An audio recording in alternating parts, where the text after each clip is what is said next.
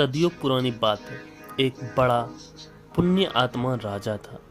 एक बार राजा के दरबार में ब्राह्मण भोज का आयोजन किया गया। 56 भोग महल के खुले आंगन में बनवाए गए। उसी वक्त अनजाने में एक हादसा हो गया। खुले में पक रही रसोई के ऊपर से एक चील अपने पंजे में जिंदा सांप दबोच कर निकल रही थी। सांप ने चील के पंजों से छुटकारा पाने के लिए फुफकार भरी और साथ ही जहर उगला।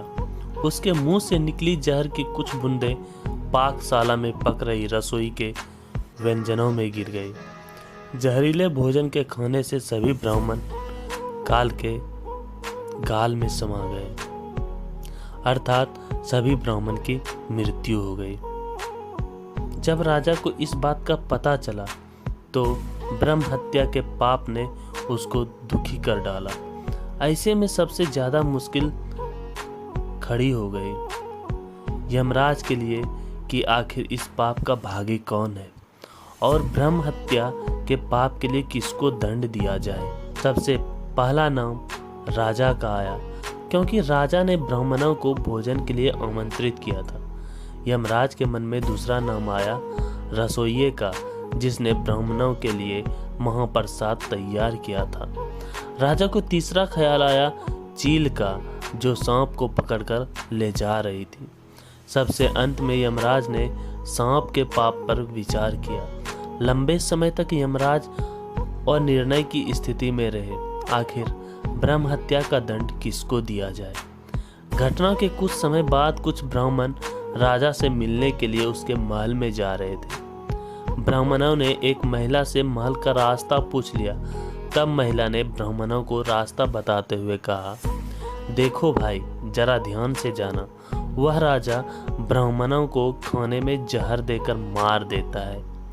जैसे ही महिला ने यह बात कही, यमराज ने फैसला कर लिया कि मृत ब्राह्मणों के पाप का फल इस महिला के खाते में जाएगा और यह दंड को भोगेगी। यमदूतों ने यमराज से पूछा, प्रभु ऐसा क्यों?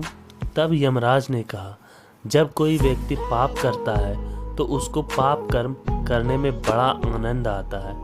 ब्राह्मणों की मौत से न तो राजा को, न रसोइयों को, न चील को और न ही सांप को आनंद आया। ये सभी इस अपराध से अनजान भी थे। महापाप की इस दुर्घटना का इस महिला ने जोर शोर से बखान कर जरूर मजा लिया है, इसलिए ब्रह्म हत्या का यह पाप इसके खाते में जाएगा। अक्सर हम यही सोचते हैं कि हमने कभी कोई बड़ा पाप नहीं किया है, उसके बावजूद हमको किस बात का दंड मिल रहा है।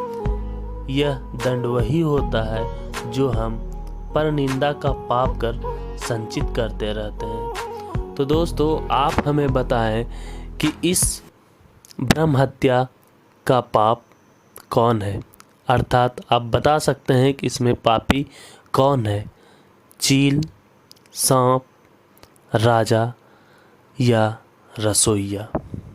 आप हमें कमेंट करके ज़रूर बताएं।